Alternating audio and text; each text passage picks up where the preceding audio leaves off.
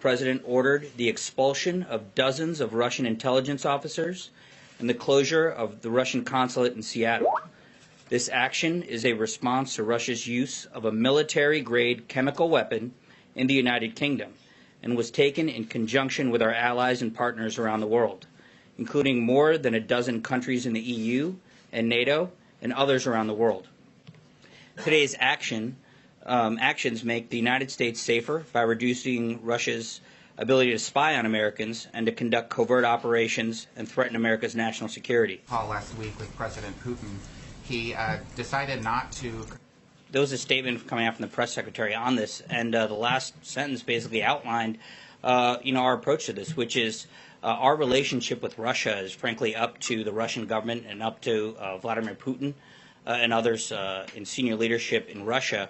We want to have a cooperative relationship. The president wants to work with Russia, but their actions sometimes don't allow that to happen. Soil of a valued ally rise to the level of. You raised a number of issues, and we did secure with Putin on that call some positive interaction when it comes to nuclear arms.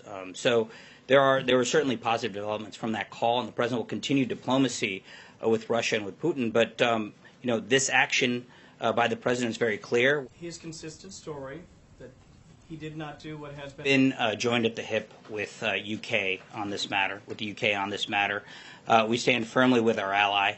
Again, I'll classify this action as both brazen and reckless, and I don't want to get ahead of anything the president may or may not announce or declare later on. Retaliation against the U.S. and other countries involved in these expulsions.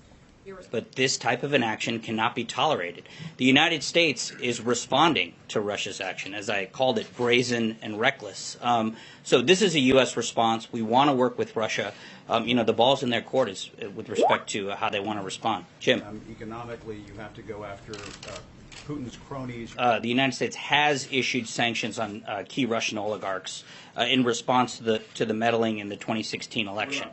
So I wouldn't close any doors, or I wouldn't preclude any potential action, but the president doesn't telegraph his moves. That is a precursor to talks between President Trump and Kim Jong-un? We can't confirm those reports. We don't know if they're necessarily true. What I'll just state, though, is that where we are with North Korea is in a better place than we used to be because the president's maximum pressure campaign, in conjunction with dozens of countries around the world, has paid dividends and has brought the North Koreans to the table.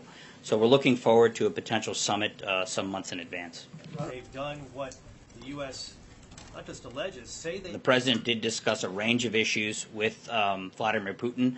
But he's addressed this matter publicly and repeatedly. He addressed it after he spoke with Prime Minister May. He addressed it in the Quad statement and, with this action right now. So the president's made his position and the country's position pretty clear.